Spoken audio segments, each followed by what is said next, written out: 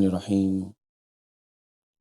Assalamualaikum warahmatullahi wabarakatuh. Innal hamdalillah nahmaduhu wa nasta'inuhu wa nastaghfiruh wa na'udzu billahi min syururi anfusina wa sayyiati a'malina. May yahdihillahu fala mudilla lahu wa may yudlil fala hadiyalah. Asyhadu an la ilaha illallah wahdahu la syarika lah wa asyhadu anna Muhammadan abduhu wa rasuluh la nabiyya ba'dah. Qala Allah Ta'ala fi kitabil karim, ya ayyuhalladzina amanu ittaqullaha haqqa tuqatih wa la tamutunna illa wa antum muslimun. Wa qala Allah Ta'ala, ya ayyuhan nas ittaqu rabbakumul ladzi khalaqakum min nafsin wahidah wa khalaqa minha zawjaha wa batha minhuma rijalan katsiran wa nisaa'a wa taqullaha alladzi tasaluna bihi wal arham innallaha kana 'alaikum raqiba. Wa qala Allah Ta'ala, ya ayyuhalladzina amanu ittaqullaha wa qulu qawlan sadida yuslih lakum a'malakum wa yaghfir lakum dhunubakum wa may yuti'illah wa rasulahu faqad faza fawzan 'azima. Amma ba'd. Fa inna asdaqal hadits kitabullah wa khairul huda huda Muhammadin sallallahu alaihi wasallam. Ikhwani fid din wa akhwati fillah yang dirahmati oleh Allah Subhanahu wa taala. Alhamdulillah, segala puji bagi Allah Subhanahu wa taala yang telah memberikan kepada kita nikmat yang begitu besar pada kesempatan malam hari yang berbahagia ini, yaitu nikmat untuk kita senantiasa bisa istiqamah di dalam jalan yang lurus, istiqamah di dalam iman, begitu juga di dalam agama yang selamat ini, serta istiqamah untuk senantiasa bisa menjalankan apa-apa yang diwajibkan oleh Allah Subhanahu wa taala kepada kita. Kenapa ini disebut sebagai nikmat yang terbesar? Karena tentunya kita ketahui bahwasannya yang namanya istiqamah ini merupakan perkara yang paling berat untuk dijaga oleh seseorang. Kalau bukan karena pertolongan Allah, maka tidak ada seorang pun yang bisa istiqamah di dalam iman, istiqamah di dalam Islam, bahkan istiqamah di dalam setiap amalan-amalannya. Karena yang namanya istiqamah ini merupakan perkara yang paling sulit. Jangankan kita, Nabi kita Muhammad sallallahu alaihi wasallam ketika Allah Subhanahu wa taala memerintahkan untuk menjaga keistiqamahan sebagaimana disebutkan di dalam firman Allah Subhanahu wa taala dalam surat Hud ayat yang ke-112. Allah Subhanahu wa taala berfirman, "Fastaqim kama umirta." Istiqomahlah engkau sebagaimana yang diperintahkan kepada dirimu. Kata sahabat Ibnu Abbas radhiyallahu anhuma di dalam satu hadis yang diriwayatkan oleh Imam At-Tirmidzi, Nabi sallallahu alaihi wasallam, kata sahabat Ibnu Abbas, "Ma nuzila ala Rasulillah sallallahu alaihi wasallam al-ayah hiya ashaddu wa la ashaqqu illa hadhihi al-ayah." Tidak ada satu ayat pun di dalam Al-Qur'an yang dirasakan berat oleh Nabi sallallahu alaihi wasallam untuk dijaga kecuali ayat ini. Yaitu apa? Surat Hud ayat yang ke-112. Perintah untuk senantiasa istiqamah di dalam iman, Islam, dan di dalam segala hal yang berkaitan dengan din. Maka dari itu ketika Allah Subhanahu wa taala masih memberikan kepada kita nikmat ini, maka ini merupakan suatu nikmat yang sangat besar. Allah mudahkan langkah kita untuk menjalankan kewajiban kita sebagai seorang muslim, salatul maghrib, salat maghrib berjamaah.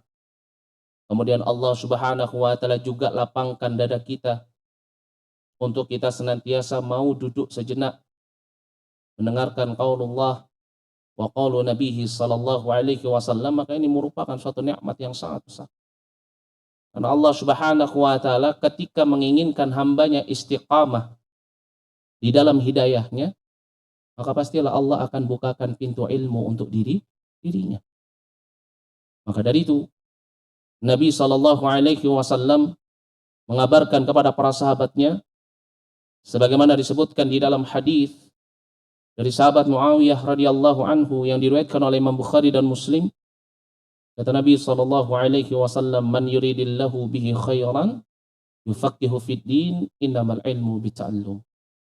Barang siapa yang Allah Subhanahu wa taala inginkan kebaikan ada pada diri hambanya tersebut, maka Allah Subhanahu wa taala akan yufaqih. Allah akan pahamkan dia terhadap ad-din.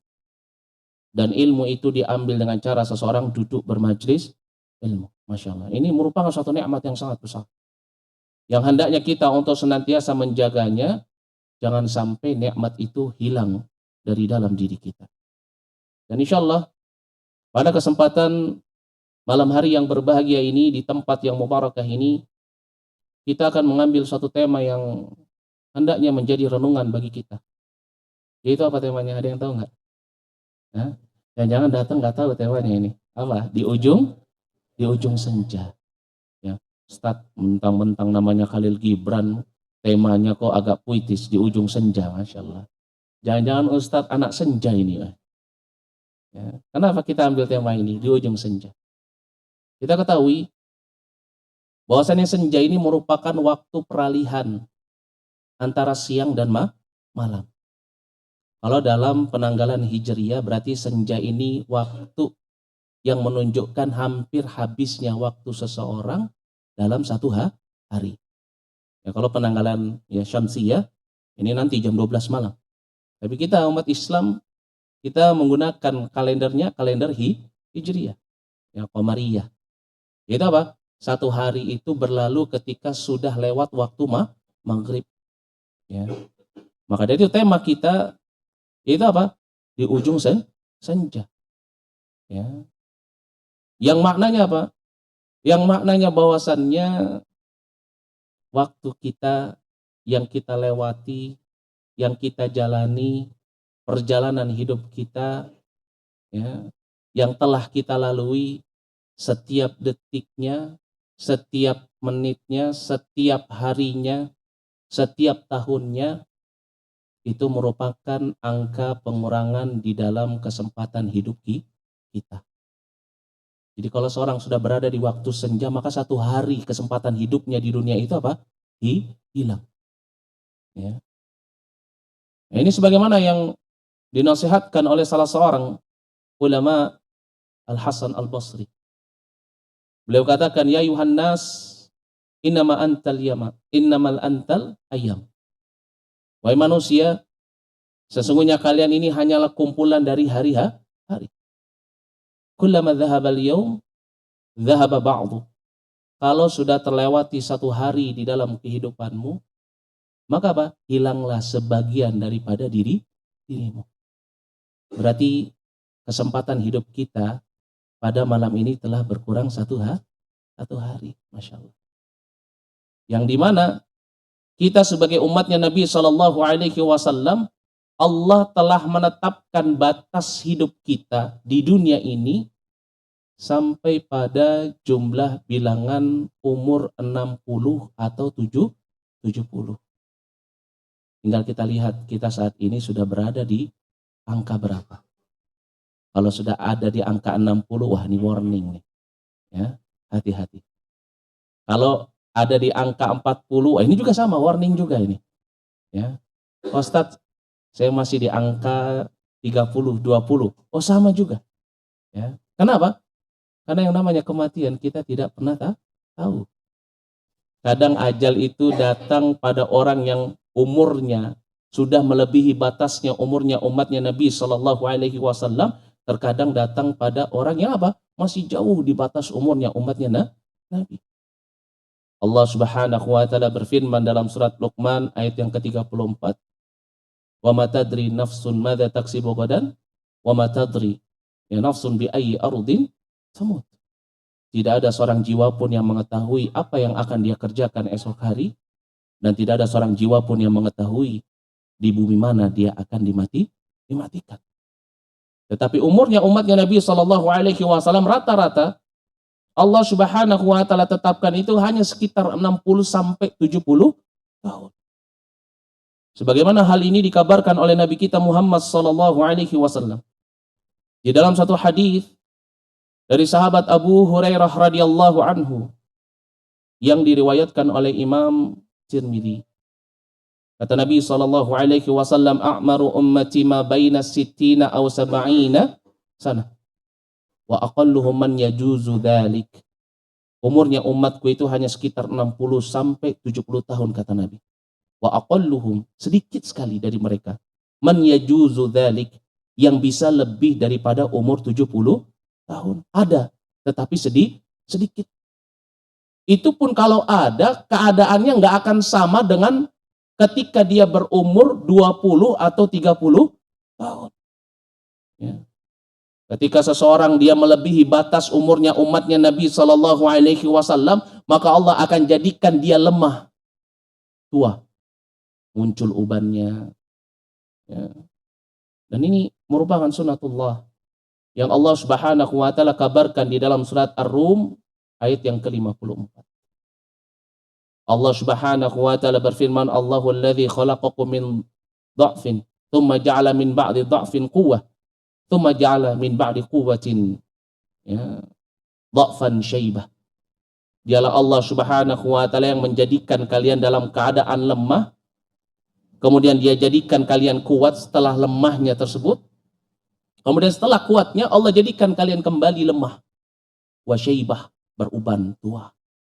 Dan ini fase kehidupan kita di dunia. Orang yang hidup di dunia semakin bertambah umurnya, maka dia akan semakin lemah, semakin kembali keadaannya.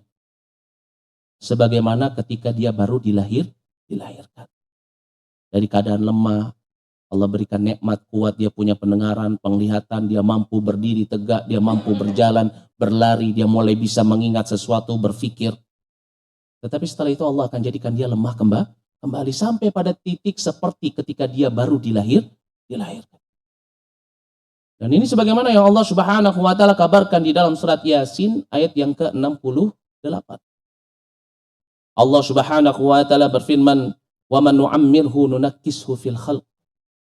Barang siapa yang kami panjangkan umurnya, maka apa? Kami akan kembalikan dia dalam keadaannya ketika pertama kali dia diciptakan. Yang tadinya bisa berlari, mulai nggak bisa berlari. Yang tadinya bisa berdiri tegak, mulai sulit untuk berdiri tegak. Yang tadinya bisa makan sendiri, sudah mulai sulit dia untuk mengangkat sendok ke mulutnya. Yang tadinya bisa ke kamar mandi sendiri, ya bersih-bersih sendiri, sudah mulai nggak bisa. Harus ada orang yang membantu. Dan itulah keadaan kita. Ketika kita melewati batasnya umurnya umatnya Nabi Shallallahu Alaihi Wasallam, Allah akan jadikan kita kembali lemah. Maka dari itu, kalau saat ini kita masih berada di penghujung batas umurnya umatnya Nabi Shallallahu Alaihi Wasallam, di umur senja kita, 40, 50, 60, ya, masih berada di waktu senja kita. Manfaatkan sisa hidup yang Allah Subhanahu Wa Taala berikan kepada kita dengan sebaik-baiknya. Kalaupun umur kita sudah melebihi batasnya umurnya umatnya Nabi Shallallahu Alaihi Wasallam, seharusnya kita bisa lebih memanfaatkan kesempatan yang Allah Subhanahu Wa Taala berikan kepada kita. Jangan sampai seseorang ketika dia sudah melihat temannya, tetangganya, saudaranya, ya, lebih dahulu meninggalkan dirinya, meninggal dunia menghadap Allah, dia masih diberikan kesempatan hidup. Allah panjangkan umurnya dari saudara-saudaranya. Yang seharusnya ini sudah bisa menjadi peringatan untuk dirinya. Oh, teman-teman saya yang dulu saya pernah tertawa bareng, sekolah bareng, main bareng. Sekarang satu persatu sudah hilang. Tinggal saya. Seharusnya ini bisa menjadi apa? bisa menjadi peringatan bagi diri kita. Jangan malah justru kita lalai lupa. Karena sebaik-baiknya orang ketika Allah Subhanahu wa taala memberikan kepadanya nikmat, Allah panjangkan umurnya. Itu apa? Orang yang bisa memanfaatkan sisa-sisa hidupnya hanya untuk hal-hal yang dicintai oleh Allah Subhanahu wa taala. Beramal soleh, melakukan kebaikan, apapun itu. Disebutkan di dalam hadis dari sahabat Abu Bakrah, Nufai bin Harith radhiyallahu anhu, yang diriwayatkan oleh Imam Ahmad dan diriwayatkan oleh Imam Tirmidzi. Kata Nabi sallallahu alaihi wasallam, khairun nas man tala umruh wa hasuna amaluh. Sebaik-baiknya manusia itu adalah yang Allah Subhanahu wa taala panjangkan umurnya, tetapi bersama dengan itu amalannya adalah amalan kebaikan. Wa syarrun nas, adapun seburuk-buruknya manusia itu adalah man tala umruh, orang-orang yang Allah panjangkan umurnya, tetapi apa? Wasa'a amalu au syarr. Dan juga apa? Bersama dengan itu malah justru dia berlaku amalan-amalan yang jelek, melakukan amalan yang buruk. Maka dari itu ini merupakan satu hal yang sangat penting bagi kita. Ayolah ikhwah yang dirahmati oleh Allah. Ketika kita sudah berada di umur senja kita, sudah diingatkan dengan pandangan kita yang mulai rabun, diingatkan dengan pendengaran kita yang sudah mulai melemah, diingatkan dengan ukiran-ukiran di wajah kita. Begitu juga uban yang senantiasa tumbuh lebat di kepala kita. Maka jangan sampai kita sia-siakan sisa-sisa dari detik-detik hidup yang Allah berikan kepada kita dengan sesuatu yang tidak bermanfaat. Maka dari itu Nabi Shallallahu Alaihi Wasallam beliau senantiasa mengingatkan hal ini kepada para sahabatnya. Disebutkan di dalam hadis dari sahabat Ibnu Abbas radhiyallahu anhuma yang diriwayatkan oleh Al-Hakim, Nabi Shallallahu Alaihi Wasallam beliau mengatakan kepada para sahabatnya, iqtanim khamsan qabla khams. Ini apa? Iqtanim, jaga oleh kalian 5 perkara sebelum datang 5 perkara. Apa itu? Yang pertama, syababaka qabla haramik, wa sihataka qabla saqamik, wa ginaka qabla faqrik. Ya, itu yang pertama, waktu mudamu sebelum waktu tua. Waktu sehatmu sebelum waktu sakitmu. Waktu kayamu sebelum waktu miskinmu. Wa faragaka qabla syaglik, waktu sibuk luangmu sebelum waktu sibukmu. Wa hayataka qabla mautik, kata Nabi, dan waktu hidupmu sebelum matimu. Maka dari itu ini perkara yang sangat penting bagi kita. Kalau kita sudah berada di umur senja kita, sudah hampir mendekati batas dari umurnya umatnya Nabi Shallallahu Alaihi Wasallam, jangan kita sia-siakan amalan kita. Sebisa mungkin kita cerdas di dalam beramal. Ambil amalan-amalan yang memang kita butuhkan, yang senantiasa bisa menyelamatkan kita dari siksa api neraka, yang senantiasa bisa menutup kekurangan-kekurangan dari tahun-tahun yang telah kita lewati.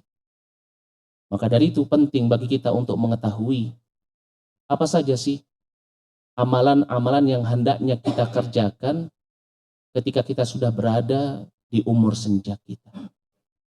Di antara yang pertama, yaitu adalah apa? Kathratu bi muhasabati nafs. Perbanyak diri untuk mengintrospeksi diri sendiri. Ini perkara yang sangat penting. Ya. Seseorang kalau misalkan dia sudah berada di umur senjanya, ya, sudah nggak disibukkan lagi dengan dunia, perbanyak diri untuk menghisap diri sendiri. Jangan malah justru disibukkan menghisap orang lain, karena ini yang kebanyakan terjadi di tengah-tengah kita. Ya, kalau misalkan laki-laki biasanya kalau sudah nggak ada kerjaan yang dihisap, ya, yang dikoreksi siapa? Pemerintah. Ini paling sering. Wah, ini si fulana ini nggak cocok. Nah, itu laki-laki. Kalau perempuan ya, kalau ya bukan menantunya, ya tetangganya, ya artis siapa itu, ya dikoreksi. Wah, ini dia nih, ya, cari tahu kesalahannya apa. Jangan seperti itu. Itu dhayiq, buang-buang waktu. Manfaatkan setiap detik yang Allah Subhanahu wa taala berikan kepada kita dari puing-puing detik yang Allah telah tetapkan untuk kita. Sisanya tersebut hanya untuk apa? Menghisap diri sendiri, hisap diri kita. Tanya pada diri kita sendiri, duhai jiwa, kemaksiatan apa yang dulu pernah engkau kerjakan?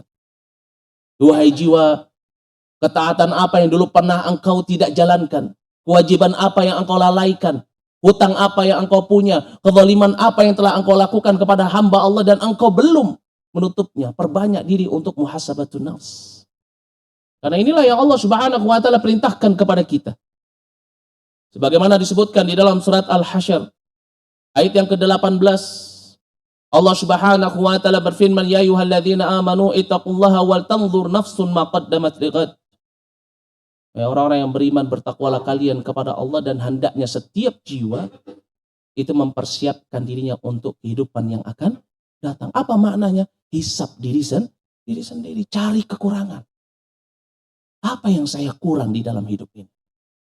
Jangan malah justru ketika Allah Subhanahu wa taala sudah berikan kepada kita kesempatan hidup yang lebih panjang dari teman-teman kita, malah justru kita habiskan hanya untuk menggibahi saudara kita, mencari kesalahannya, wa'iyadzubillah.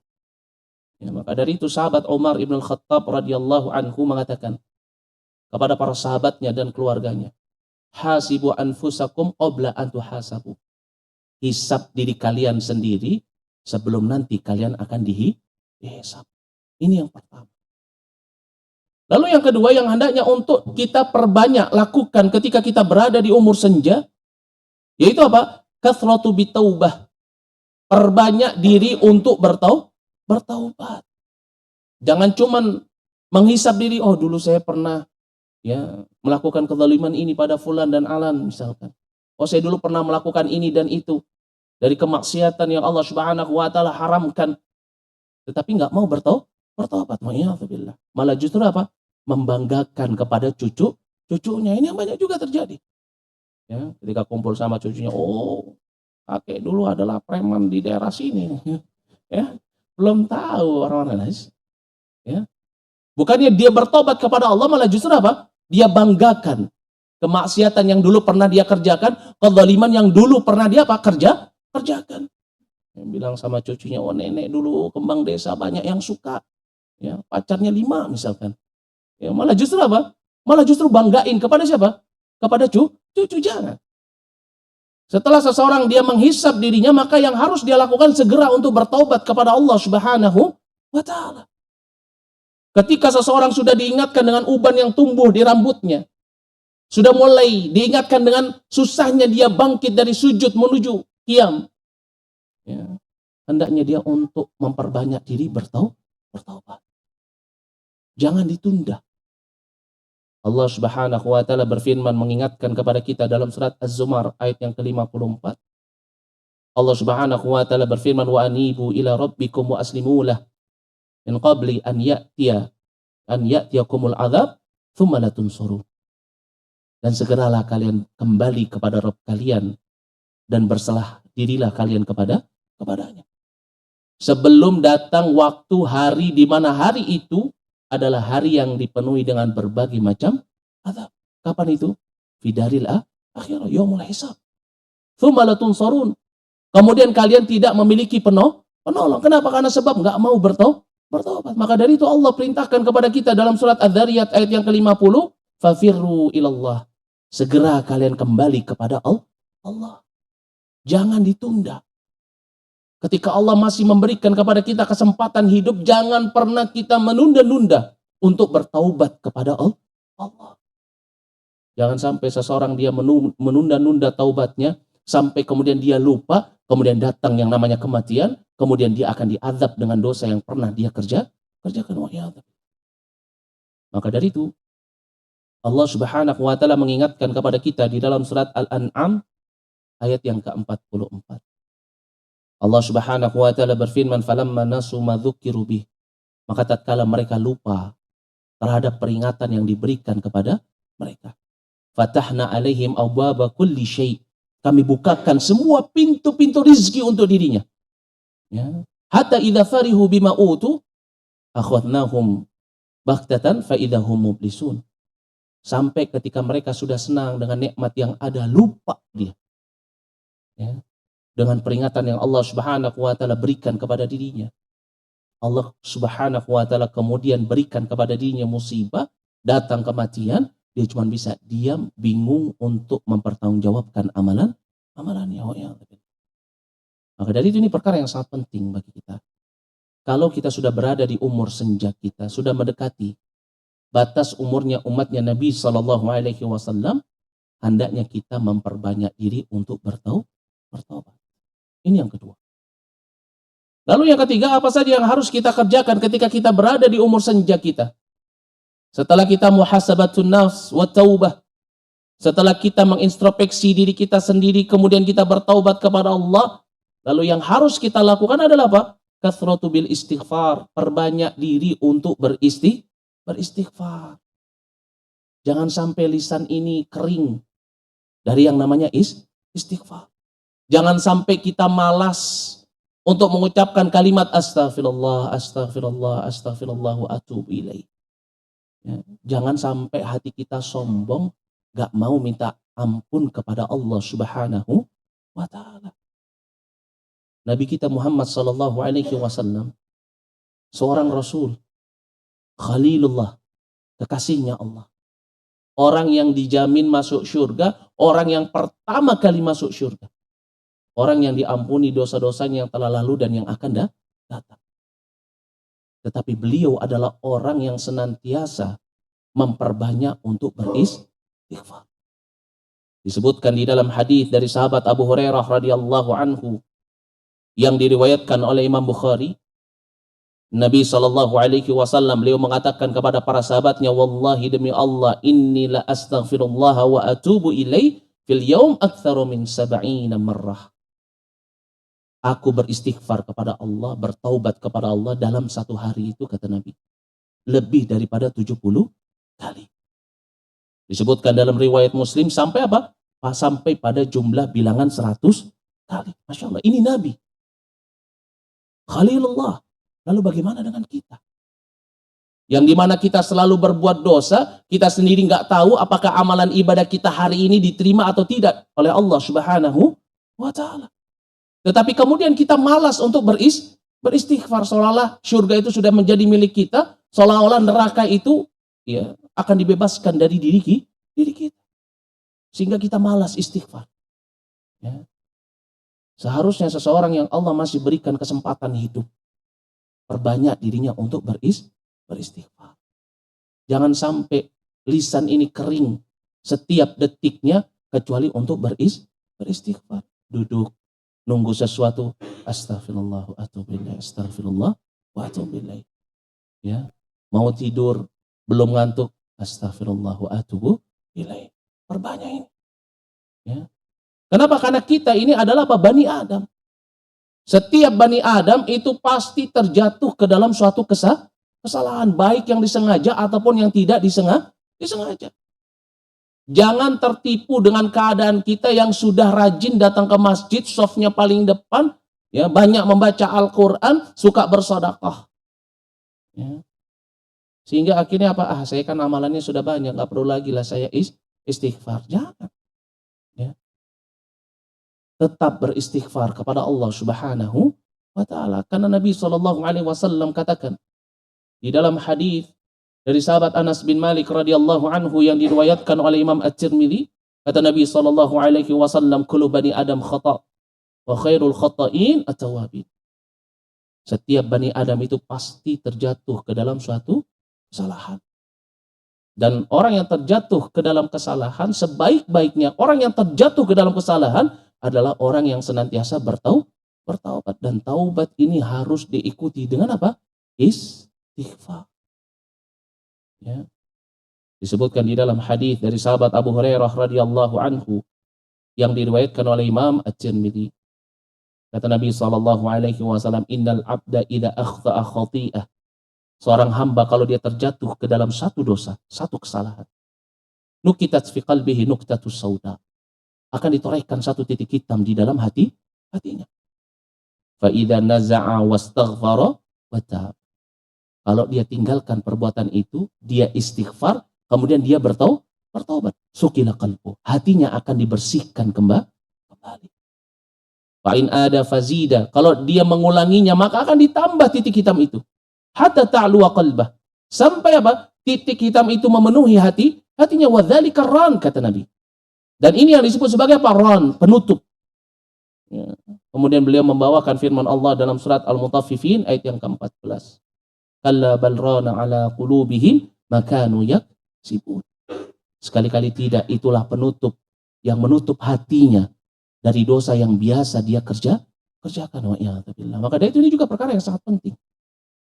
Setelah seseorang dia bertaubat kepada Allah, berazam untuk tidak mengulangi perbuatannya, maka juga harus diikuti dengan apa?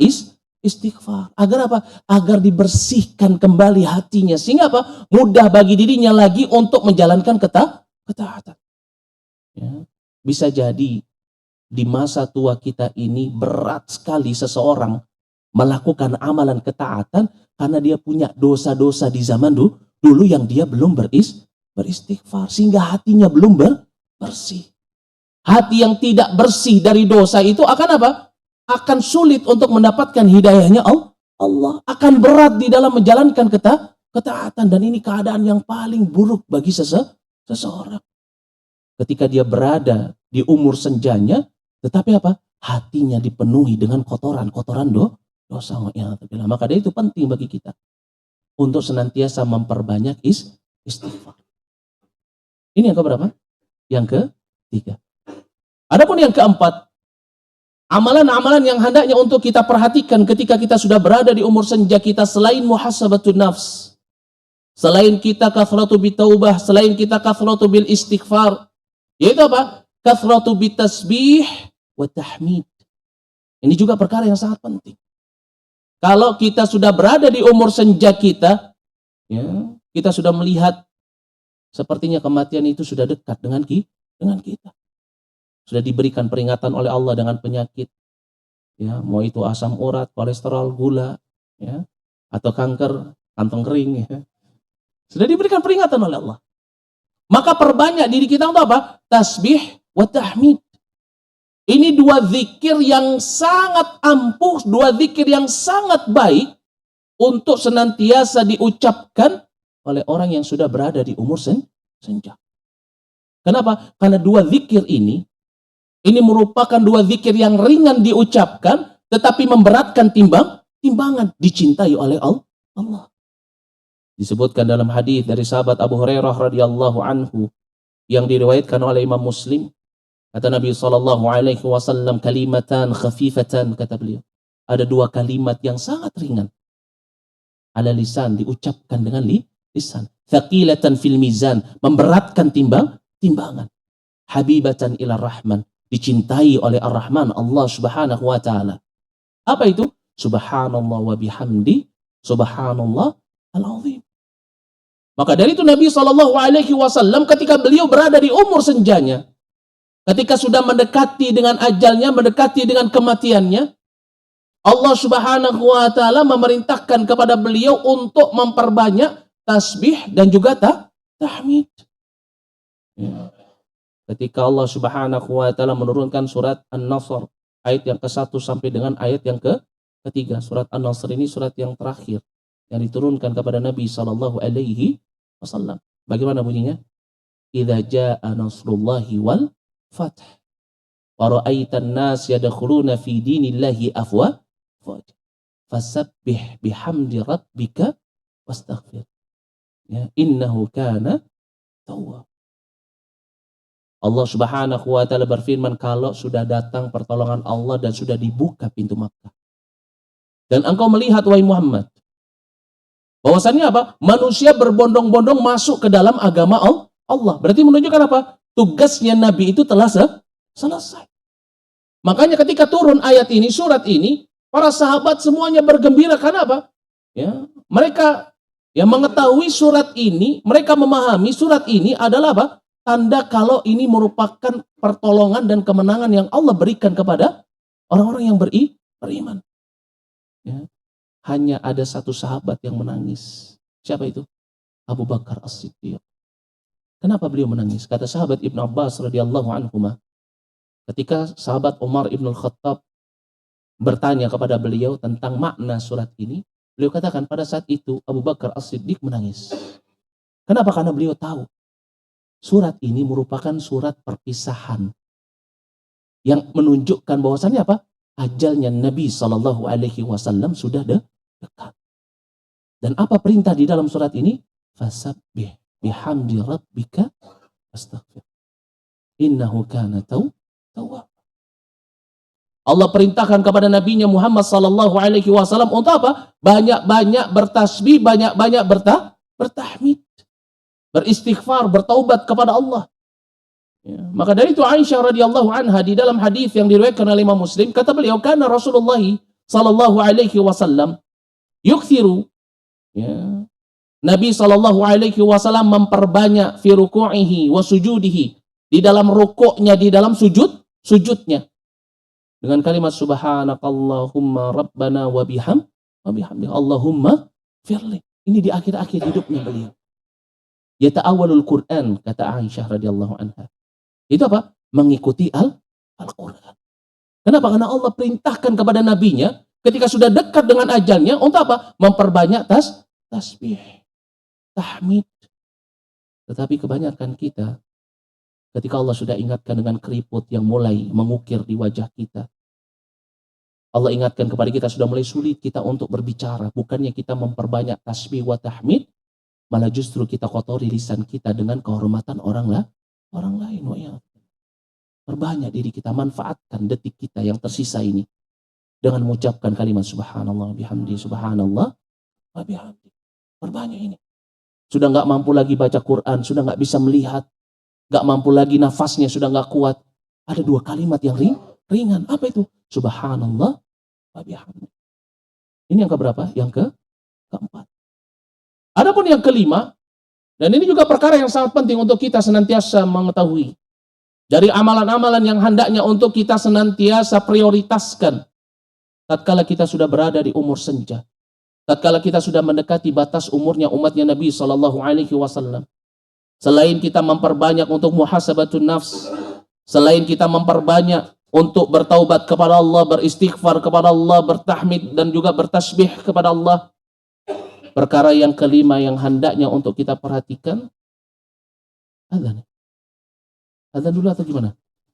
Azan dulu, tidak apa-apa? Baik, tafadhol. Silakan. Barakallahu fikum. Kita lanjutkan sedikit, kemudian kita ikuti dengan sesi tanya jawab. Baik, adapun yang kelima, dari amalan yang hendaknya juga kita jadikan prioritas dan perhatian ketika kita sudah berada di umur senja kita, yaitu apa? Kathratu bis sadaqah. Perbanyak diri untuk bersedekah. Ketika Allah Subhanahu wa taala panjangkan umur kita, Allah masih berikan kepada kita kesempatan untuk kita senantiasa bisa menutup kekurangan-kekurangan kita. Tetapi bersama dengan itu Allah jadikan badan kita lemah. Gak mampu lagi kita untuk beribadah dengan ibadah yang panjang, ibadah yang banyak. Maka apa? Perbanyak diri untuk sedekah. Jangan malah justru ketika kita sudah berada di umur senja kita, kita malah membelenggu tangan kita, tidak mau untuk bersedekah. Padahal Nabi Shallallahu Alaihi Wasallam ingatkan kepada para sahabatnya di dalam hadis yang diriwayatkan oleh Imam Bukhari dan Muslim, kata Nabi Shallallahu Alaihi Wasallam, fattaqun nar walau bisyiqqi tamrah. Itu apa? Hendaknya kita menjaga diri kita dari yang namanya siksa api neraka, meskipun itu hanya dengan setengah butir kurma. Maknanya apa? Meskipun sodako dengan sodako yang sedikit. Kalau kita punya harta, diberikan oleh Allah Subhanahu wa taala kelapangan harta ketika kita berada di umur senja kita. Ya, maka apa? Manfaatkan harta itu untuk menutup semua kesalahan-kesalahan kita di masa lalu. Manfaatkan harta kita tersebut untuk menyelamatkan kita dari siksa api neraka. Jangan malah justru kita mabuk terhadap dunia. Sudah Allah ingatkan dengan apa? Dengan lemahnya kita di masa senja kita, bukannya justru malah memanfaatkan setiap nikmat yang Allah berikan minal amwal, dari harta yang Allah anugerahkan kepada kita. hanya untuk mendekatkan diri kepada Allah atau untuk bersedekah, malah justru kita gunakan, kita habiskan hanya untuk apa? Berfoya-foya. Ya. Ketika Allah berikan rizki di umur senjanya, rizki yang banyak, dan biasanya memang seperti itu. Orang yang ditahan rizkinya di masa mudanya, biasanya di masa tuanya apa? Allah berikan rizki yang banyak. Ya. Yang seharusnya nikmat itu bisa dia gunakan untuk memperdekat dirinya dengan Allah. Bisa sedekah, dengan sedekah, justru malah dia habiskan hanya untuk hal yang sia-sia. Jalan-jalan, beli barang branded, ya, apalagi nikah lagi, ya. Ibu-ibu langsung, wah Ustaz ini ya. Ya. Harusnya apa? Orang kalau sudah berada di umur senja itu sudah, yang dipikirin itu adalah akhirat. Ya. Jangan yang dipikir nambah lagi, ini saya mau, ya, makanya saya kerja harus lebih keras. Jangan. Ya. Perbanyak diri justru apa? Sedekah. Ya.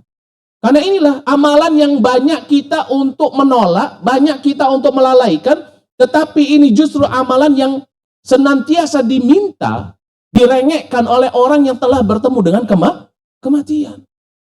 Ya. Orang kalau sudah datang ajal, datang kematian, yang dia minta bukan hidupkan saya di dunia untuk sholat, enggak. Hidupkan saya ke dunia untuk saya bisa baca Quran, enggak. Apa? Sedekah. Ya. Maka dari itu Allah Subhanahu wa taala ingatkan di dalam surat Al-Munafiqun. Ya. Ayat yang ke-10. Allah Subhanahu wa taala berfirman, "Wa anfiqu mimma razaqnakum min qabli an ya'tiya ahadakumul maut. Fayaqula rabbi laula akhartani ila ajalin qarib fa atasaddaqa wa akum minas salihin." Itu apa? Allah Subhanahu wa taala perintahkan kepada kita, wa anfiqu, hendaknya engkau menginfakkan hartamu yang Allah rizkikan kepadamu, ya, sebelum datang kepadamu yang namanya kematian. Karena kalau sudah datang kematian, kemudian engkau mengatakan, ya Allah, seandainya engkau mau menangguhkan, ya, ajalku ini barang sebentar saja, fa asaddaqa, maka aku akan apa? Akan bersedekah, wa aku minas salihin, baru aku akan menjadi orang yang saleh. Maka dari itu perkara yang sangat penting ketika Allah berikan kepada kita harta. Ya, maka apa? Sedekah. Ya. Cari sedekah yang ketika kita letakkan, kemudian kita meninggal, pahalanya terus mengalir. Sedekahun jariyah. Karena inilah amalan yang tidak akan terputus bagi seorang hamba. Disebutkan di dalam hadis dari sahabat Abu Hurairah radhiyallahu anhu yang diriwayatkan oleh Imam Muslim. Kata Nabi sallallahu alaihi wasallam, "Idza matal insan inqata'a anhu 'amaluhu illa min thalath." Kalau seseorang telah meninggal dunia, terputus amalannya semua kecuali 3 perkara. Apa itu? Shadaqatun jariyah. Ini yang pertama. Yang kedua, ilmun yuntafa'u bih. Yang ketiga, waladun salih yad'ulah. Yang pertama kata Nabi apa? Shadaqah jariyah. Maka dari itu ini perkara yang sangat penting bagi kita, ya ikhwah. Kalau kita memiliki harta, cari bagaimana caranya harta ini bisa menyelamatkan kita nanti fidaril akhirat. Cari tempat-tempat yang dimana itu merupakan sumber-sumber daripada sedekah jariyah. Ada masjid butuh karpet, beli karpet. Ada masjid baru dibangun, butuh untuk ngebor airnya, kasih untuk ngebor airnya. Ya. Ada pondok tahfidz Quran, butuh ya buat anak-anak yang menghafal Quran, bantu. Sehingga ketika kita memberikan bantuan, mereka menghafal Quran, mereka bisa berdiri tegak, mereka bisa untuk menghafal, kita kasih makan kepada ya tulabul ilm, orang yang mengajarkannya. Kemudian mereka mendakwakan apa yang mereka pelajari, itu akan menjadi apa? Jariyah. Ya. Perbanyak. Ketika kita berada di umur senja ini, perbanyak diri kita untuk apa? Sedekah. Jangan malah justru kita pelit. Jangan justru malah kita tabung uang itu nggak akan kita bawa mati. Harta kita yang kita sayangi, yang kita cintai, yang kita eman-eman, ya kalau kata orang Jawa, itu nggak akan pernah mengikuti kita sampai liang lahat. Disebutkan oleh Nabi Shallallahu Alaihi Wasallam di dalam hadis yang diriwayatkan oleh Imam Muslim dari sahabat Anas bin Malik radhiyallahu anhu, Nabi mengatakan, ya, yatba'ul mayyita thalatha, yang mengikuti mayit itu ada 3. Ahluhu wa maluhu wa amaluhu. Ya. Ada hartanya, ada keluarganya, hartanya, dan juga apa? Amalan. Yarji'u itsnan wa yabqa wahid, kata Nabi. Yang dua akan kembali ke rumahnya, cuman satu yang akan menemaninya. Yarji'u ahluhu wa maluh. Hartanya, keluarganya dan hartanya akan kembali. Wa yabqa wahid, yaitu apa? Amalan. Amalan lafdiyahnya, amalan jawariyahnya, amalan maliyah, itu yang akan menemani. Maka jangan sampai ketika Allah berikan kita rizki, harta, anak-anak kita sudah besar semua, sudah jadi orang yang hebat semua, sudah bisa mencari rizki Allah sendiri. Kemudian kita malah justru apa? Bangga ketika punya tabungan yang banyak. Padahal apa? Harta itu kalau kita meninggal bukan lagi menjadi milik kita. Sedekahkan. Sebelum apa? Sebelum ketika ajal menjemput kita, kemudian apa? Kemudian kita merengek kepada Allah, minta kepada Allah, ya Allah, tolong kembalikan aku ke dunia. Aku ingin manfaatkan hartaku. Tetapi apa? Harta itu sudah tidak bisa lagi dimanfaatkan. Wa'iyadzubillah. Maka dari itu ini perkara yang sangat penting bagi kita. Apa yang disebutkan dari 5 hal yang hendaknya menjadi prioritas di dalam amalan-amalan kita ketika kita berada di umur senja, ya ini bukan batasan, masih banyak lagi. Karena waktu yang membatasi kita cukupkan sampai pada poin yang kelima ini. Semoga Allah Subhanahu wa taala senantiasa memberikan keberkahan di dalam hidup kita, dan semoga Allah Subhanahu wa taala menjadikan kita sebagai orang-orang yang ketika kita menutup hidup kita, ya kita ditutup dengan keadaan yang baik. Istiqomah di dalam iman, istiqomah di dalam Islam, dan senantiasa istiqomah di dalam hidayah Allah dan di dalam jalan yang lurus. Kurang lebihnya saya mohon maaf jika ada kesalahan kata itu datangnya dari saya, dan jika benar itu datangnya dari Allah Subhanahu wa taala. Wa nastaghfirullah wa atubu ilaihi wal 'afwu minkum. Naktafi lahuna subhanakallah bihamdik asyhadu an la ilaha illa anta astaghfiruka wa atubu ilaihi. Assalamualaikum warahmatullahi wabarakatuh. Masih ada waktu, tafadhol silakan bertanya. Waalaikumsalam warahmatullahi.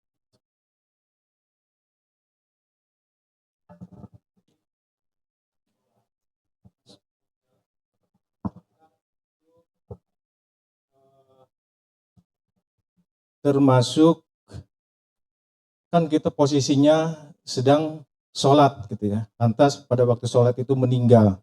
Apakah kita sesudah mati pun ruhnya akan melaksanakan sholat terus atau tidak? Kalau karena kan posisinya kita sedang melaksanakan ibadah sholat, nah itu mungkin sedikit aja sih pertanyaannya. Mohon penjelasannya Pak Ustadz. Wabillahi taufiq wal hidayah. Assalamualaikum warahmatullahi wabarakatuh. Masya Allah. Pertanyaan yang sangat bagus. Ya, apakah seseorang ketika dia salat, kemudian meninggal dunia, ketika dia puasa, kemudian meninggal dunia, ketika dia baca Quran, kemudian pada saat itu meninggal dunia, ketika dia umroh atau haji, tawaf, ya di Ka'bah meninggal dunia, apakah rohnya setelah itu akan terus melakukan amalan ibadah tersebut? Baik. Perlu kita ketahui, amalan ibadah itu hanya untuk orang yang hidup.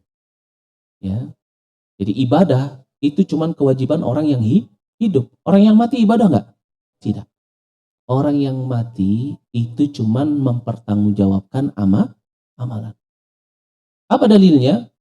Dalilnya adalah hadis Nabi SAW yang tadi telah kita sebutkan.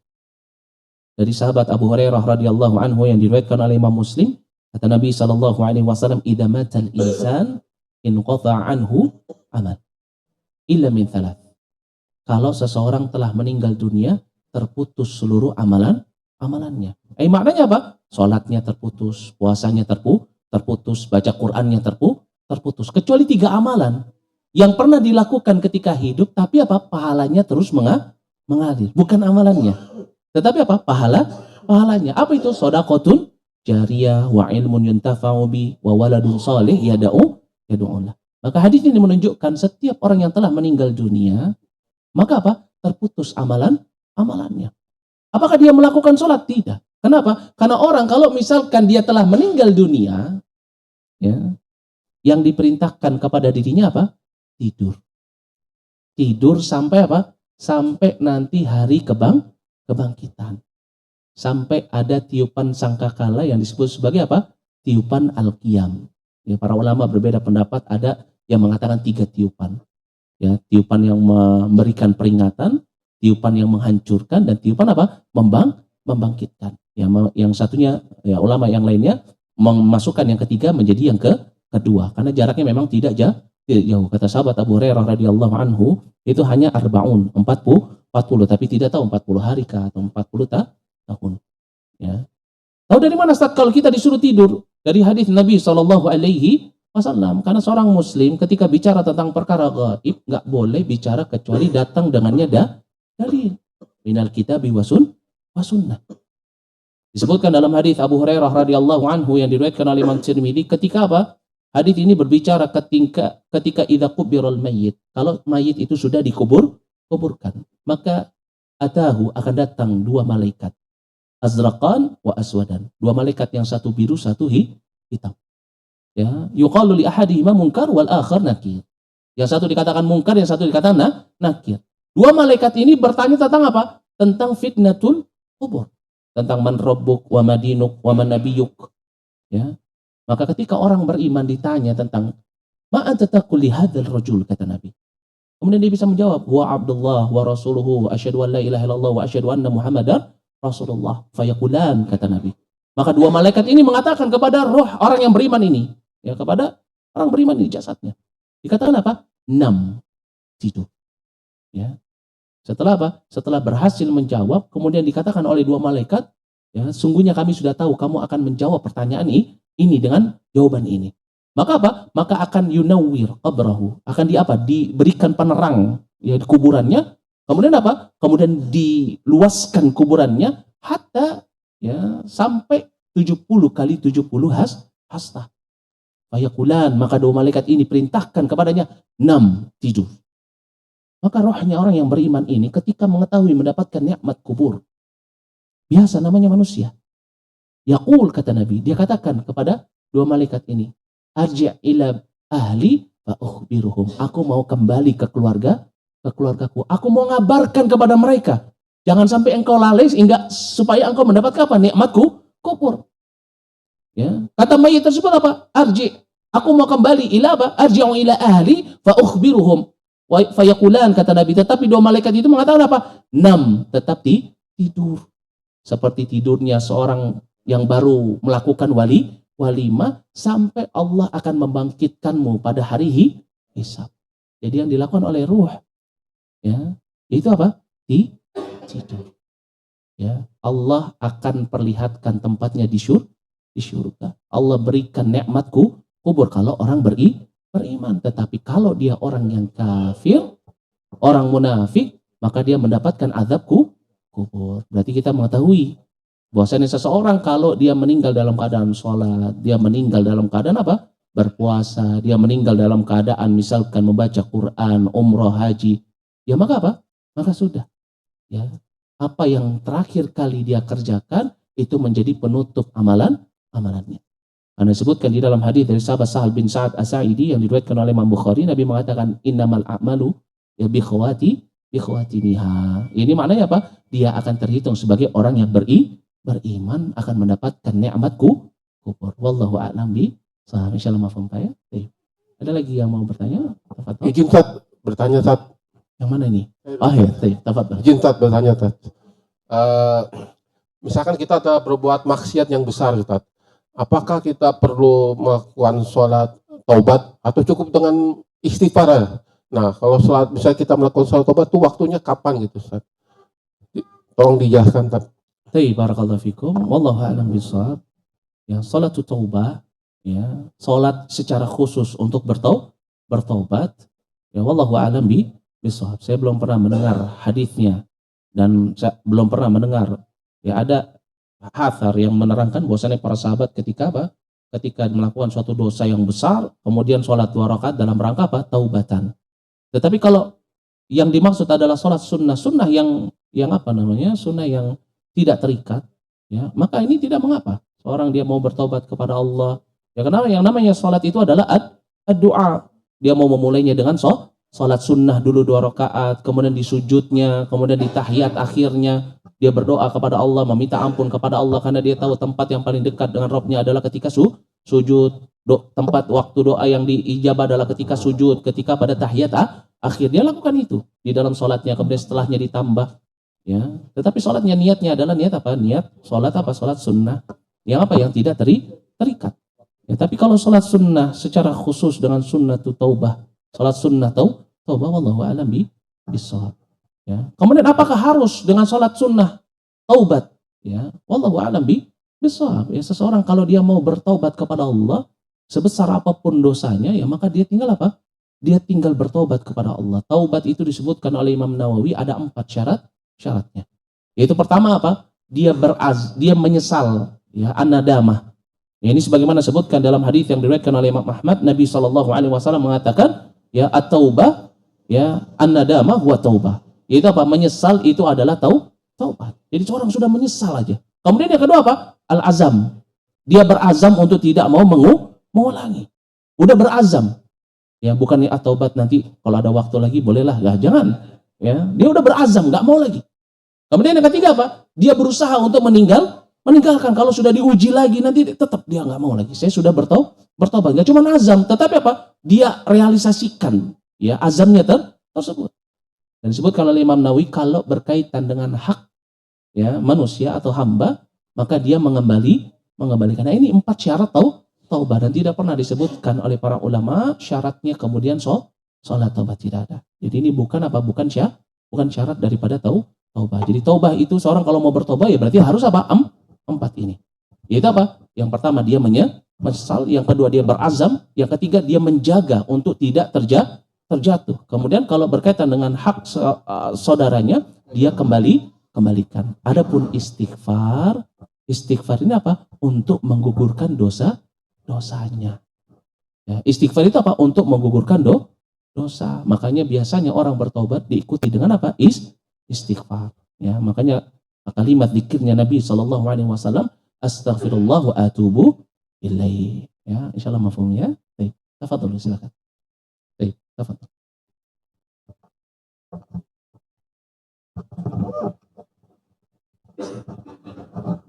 Assalamualaikum warahmatullahi wabarakatuh. Waalaikumsalam warahmatullahi wabarakatuh. Setelah saya melihat dari penjelasan Ustaz dari muhasabah sampai sedekah terakhir ya Ustaz, kayaknya itu amalan niat dan lisan bukan zahir itu Ustaz. Apakah ini sudah disiapkan Allah dan Rasulnya untuk bagi orang yang sudah di ujung senja Ustaz? Coba mohon pencerahannya. Assalamualaikum warahmatullahi wabarakatuh. Baik, barakallahu fikum, wallahu a'lam bishawab. Ya. Tetapi ada juga amalan-amalan yang zahir. Ya, salah satunya apa? Ya, ini yang tidak masuk karena waktu yang membatasi kita. Ya, ini salah satunya apa? Memperbanyak amalan-amalan sunnah. Ya, sunnah yang berkaitan dengan perkara yang wajib. Sholat sunnah, puasa sunnah. Ya, kalau nggak mampu haji misalkan sakit-sakitan, mampu umroh, ada uang, umroh dulu, yang sunnah dulu. Kenapa? Karena perkara yang sunnah ini nanti akan menutup kekurangan dari perkara yang wajib. Di antaranya juga apa? Menuntut ilmu. Ini juga perkara yang paling penting. Ya, seseorang ketika dia berada di umur senjanya, datang ke majelis ilmu. Terutama cari majelis-majelis ilmu yang mengajarkan tentang iman, yang mengajarkan tentang tauhid, yang mengajarkan tentang akidah. Loh, kenapa Ustaz? Kenapa enggak yang mengajarkan tentang fikih Ustaz? Karena yang namanya syaitan itu tidak pernah berhenti mengganggu Bani Adam. Hatta sampai ketika seseorang sudah tua renta sakit, syaitan gak akan berhenti. Syaitan dan bala tentaranya tidak akan mengatakan, ya udah dia sudah tua kita tinggalin aja, gak ada. Ya. Kata syaitan apa? Ini kesempatan. Maka dia itu apa? Butuh dengan kajian-kajian yang dimana itu mempelajari tentang tauhid sehingga bertambah keimanan seseorang. Ya. Karena Nabi SAW mengatakan di dalam hadis dari sahabat Uthman bin Affan yang diriwayatkan oleh Imam Muslim, kata Nabi, ya, man mata wa huwa ya'lamu annahu la ilaha illallah dakhalal jannah. Barang siapa yang dia meninggalkan dunia ini dalam keadaan apa? Ya'lamu, memahami makna kalimat la ilaha illallah dakhalal jannah. Dia baru masuk ke dalam syurga. Karena seberapa hebat orang yang mentalkin saudaranya, seberapa kuat imannya atau seberapa tinggi ilmunya, ketika dia mentalkin saudaranya, ucapkan kalimat la ilaha illallah, fasih.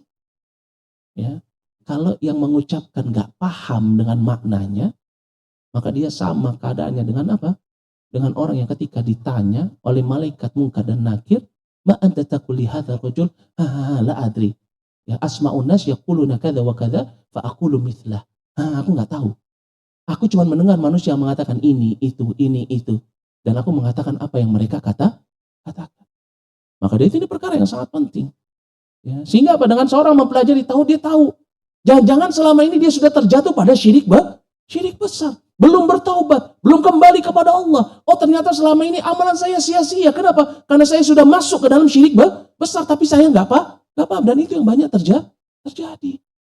Ya, apalagi orang kalau sudah tua, nggak pernah duduk bermajelis ilmu, nggak dekat dengan agama, isi pikiran dan hatinya cuma harta dunia.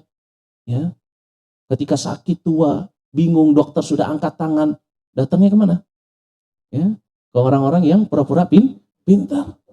Yuk datang, diajak temennya. Di sana tuh penyakitnya bisa dipindah ke ayam jago atau ke kelapa. Datang dia. Na'udzubillah. Ya. Pada akhir hidupnya malah justru melakukan kesyirikan. Maka ini perkara yang sangat penting. Ya, ini juga termasuk daripada amalan-amalannya apa? Zahiriyah. Ya, bukan batin, ya apa?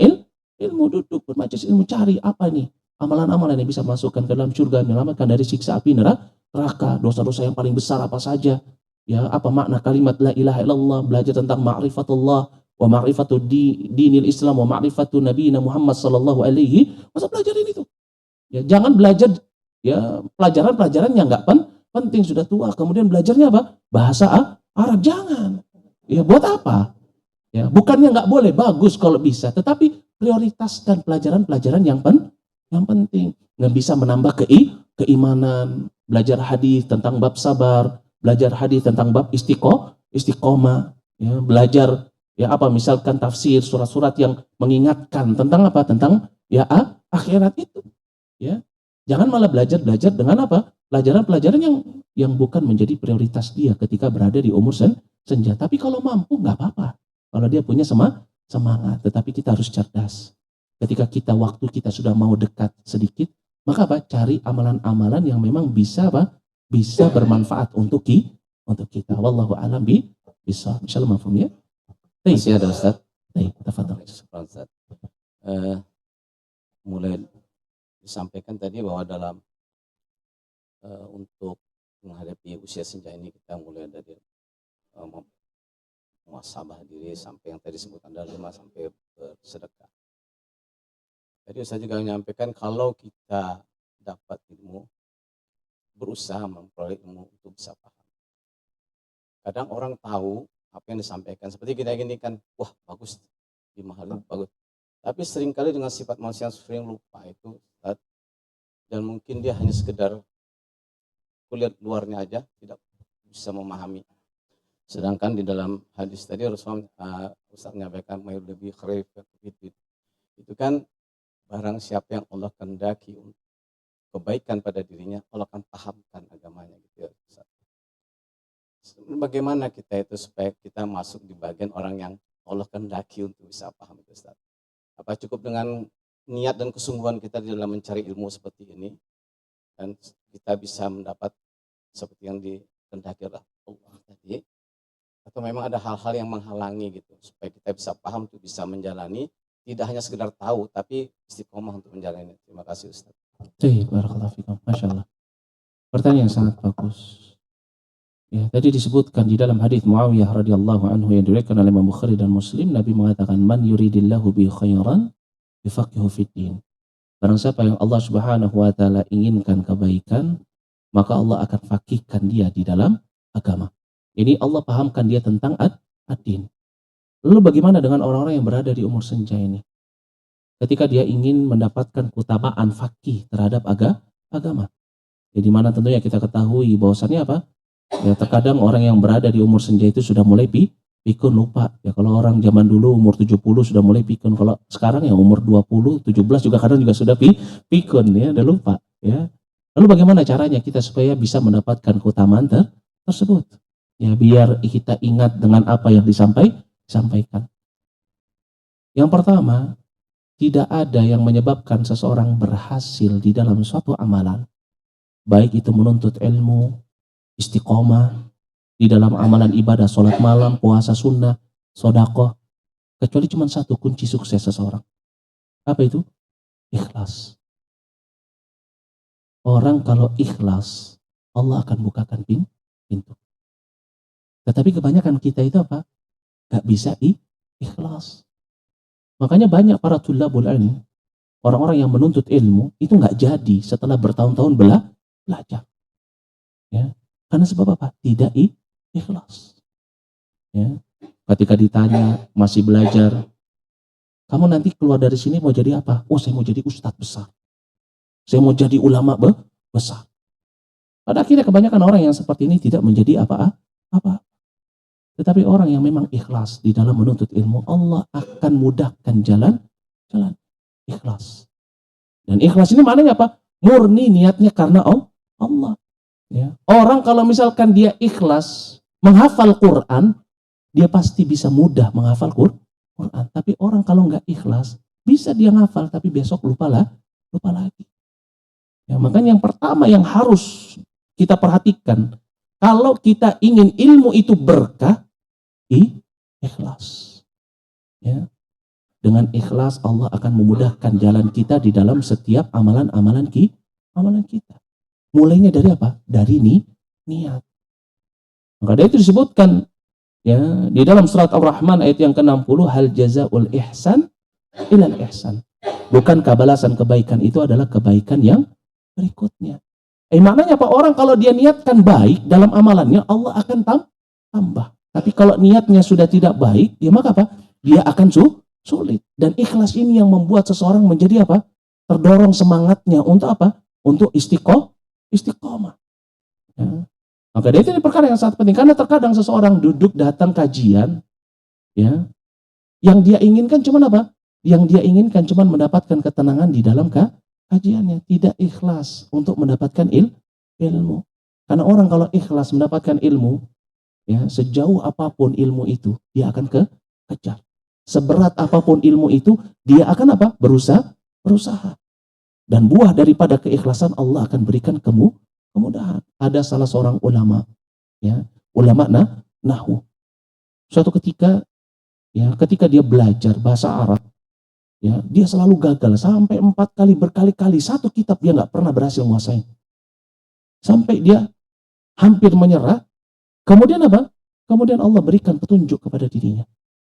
Ya, ada seekor semut di dindingnya yang bawa sebongkah apa? Sebongkah roti. Ya, roti kering. Dibawa ke atas, jatuh. Bawa ke atas lagi, jatuh. Sampai berhasil masuk ke lubang.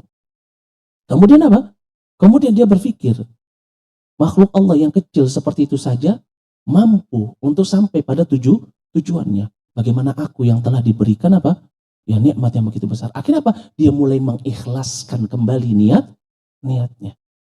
Ya, sehingga akhirnya Allah bukakan pintu ilmu dan dia menjadi seorang ulama ahluna nahwu. Masya Allah. Maka dari itu sebenarnya kata sulit dalam menuntut ilmu itu tidak ada. Yang ada hanya apa? Kata tidak ikhlas. Orang yang tidak ikhlas akan muncul rasa malas. Orang yang tidak ikhlas akan menganggap nggak penting, kayaknya nggak perlu saya catat, nggak perlu saya hafal. Tetapi orang yang ikhlas, ya, dia akan apa? Dia akan senantiasa ihtimam di dalam setiap pelajaran, berusaha mencari. Misalkan dia duduk sholat Jumat, didengarkan, kok kayaknya yang dibahas oleh, ya, khatib ini apa? Bagus. Saya nggak tahu ini. Ulang dia cari. Kira-kira ada di kitab apa? Kira-kira siapa yang bisa menjelaskan kepada saya? Ini orang yang ikhlas. Tapi kalau orang yang cuman, ya, yang penting gugurlah syaratnya untuk apa? Sholat Jumat. Meskipun bagus, ya sudah selesai. Begitu juga apa? Orang yang ketika dikabarkan tentang sesuatu yang berkaitan dengan din, dia perhatikan, kok ini saya butuh ya. Sehingga akhirnya dia belajar karena sebab apa? Butuh terhadap hal itu. Karena dia nggak mau terjatuh dalam dosa itu. Maka dia pasti akan bisa mengingat. Akan mudah untuk dirinya mengingat. Dia akan selalu ingat, oh iya waktu itu pernah saya kajian ini dan itu. Secara tidak langsung Allah jadikan dia sebagai orang yang faqih. Ya. Paham itu bukan berarti seseorang, ya, kemudian apa? Dia belajar dalam waktu yang lama. Ya, paham itu walaupun satu ayat dia amalkan, dia tahu maknanya, dia juga dikatakan sebagai orang yang faqih. Makanya Nabi katakan kepada para sahabatnya, balighu anni walau ayat, enggak satu surat, sampaikan enggak, tapi satu ayat. Yang penting paham, meskipun cuma satu ayat. Ya, kalau sesuai dengan kemampuan kita sampai Allah membukakan kita pintu ilmu, dan ilmu itu nggak akan dibuka kepada seseorang kecuali orang tersebut ikhlas di dalam mengambil ilmu tersebut. Kalau sudah dibukakan pintu ilmu, ya maka bisa jadi seperti Imam Syafi'i, Imam Bukhari. Jadi sampaikan hadis 1 minggu, ya masih ingat, ya nggak kayak kita sekarang. Ya. Tetapi banyak, nggak cuma sekedar ikhlas, termasuk juga meninggalkan maksiat dan yang semisalnya. Ya, yang terpenting ya di dalam amalan itu adalah ikhlas. Karena inilah pintu untuk membuka amalan-amalan yang lainnya. Wallahu a'lam bishawab. Ya, insyaallah kalau orang-orang yang di sini semua datang ikhlas karena memang ingin mengetahui ya atau ingin mempelajari, insyaallah dia akan ingat. Karena apa? Dia merasa apa? Merasa butuh. Tapi kalau cuma sekedar yang penting datang aja lah, nikmatin aja lah, ya maka apa? Maka sampai jangankan jauh-jauh keluar dari pintu ini jadi udah lupa apa yang tadi disampaikan. Ya, tetapi kalau ikhlas, ya dia pasti akan selalu ingat, meskipun dia tidak catat. Tetapi yang namanya ilmu harus dicatat. Karena ilmu kata Imam Syafi'i kasaid, seperti hewan buruan. Ya farbithu. Nah ini seperti ini. Ngerekam ini termasuk apa? Termasuk mengikat ilmu. Masya Allah kita nikmatnya ini sudah banyak sekali. Ya ada rekaman, bisa audio, bisa visual. Coba bayangkan dahulu para ulama, mereka harus nulis di mana? Di batang pelepah kurma, di mana lagi Imam Syafi'i menulis di bekas-bekas tulang untuk mengikat ilmu. Nggak mampu beli kertas, nggak mampu beli pena. Kita Masya Allah sudah nggak mampu otak kita untuk nulis sambil mendengarkan. Ada rekaman bisa diulang-ulang. Masya Allah. Allah berikan kepada kita kebutuhan kita setiap zaman, Allah berikan. Tapi kebanyakan kita tidak bersyukur, tidak bisa memanfaatkan nikmat tersebut, malah justru kita gunakan untuk bermaksiat. Insyaallah mafhum ya. Tayyib, barakallahu fikum. Wallahu a'lam bi. Satu lagi, tayyib. Fadal. Waalaikumsalam warahmatullahi wabarakatuh.